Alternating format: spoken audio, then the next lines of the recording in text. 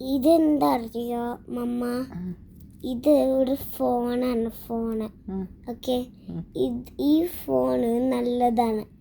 ഇത് hello kitty കാറ്റിൻ്റെ ഫോണാണ്.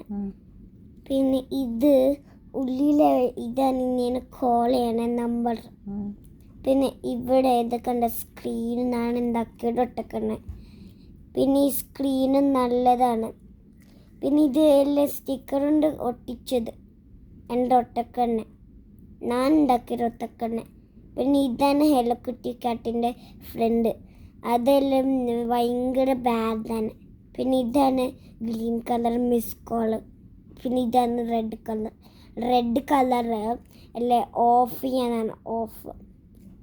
പിന്നെ ഗ്രീൻ കളർ എടുക്കാനാണ്. അപ്പോൾ ഇത് കണ്ട, ഇത് രണ്ട്.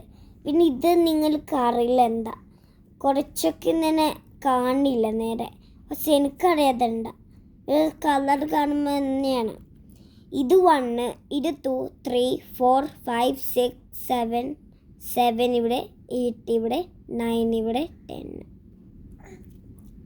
പിന്നെ ഞാൻ ബാക്കിൽ കാണിച്ചത്, ബാക്കിലൊരു സർക്കിൾ ഉണ്ട്, പിന്നെ ഒരു സാധനമുണ്ട്, എടുക്കട്ടെ.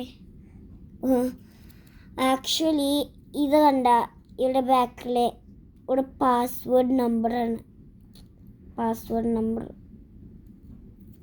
ഈ പാസ്വേഡ് നമ്പർ ഇന്നത്തെ ഒരു ഫോണ് ആദ്യൻ്റെ കയ്യിലുണ്ടായ ആ പാസ് നമ്പർ എഴുതി വെച്ചാൽ പിന്നെ വേറെ ആൾക്കാരുടെ പാസ് നമ്പർ എഴുതി വെച്ചിട്ടുണ്ടാവില്ല. അപ്പോൾ ഇന്നല്ല എവിടെ നിലത്ത് വരുന്ന അല്ല അറിയാം ഇത് ആറിൻ്റെയാണ്. സം പീപ്പിൾക്ക് അറിയും, സം പീപ്പിൾക്ക് അറിയില്ല ഇത് ആറിൻ്റെ ഫോണാണ്. പിന്നെ അത് 6 2 ഫോണുണ്ടാവും ഇന്നത്തെ. അപ്പോൾ ഇവിടെ പാസ്വേഡ് കണ്ട, അപ്പോൾ അല്ലേ ഇവിടെ ഒന്ന്. ഓക്കെ, അപ്പോൾ 6 ഇതെല്ലാം എടുക്കുമ്പോൾ നമ്പർ കാണും. നമ്പർ കണ്ട, ഈ നമ്പർ എല്ലാം കാണുമ്പോൾ ഇതെല്ലാം എന്തെങ്കിലും നമ്പറില്ല വേറെ എടുക്കും.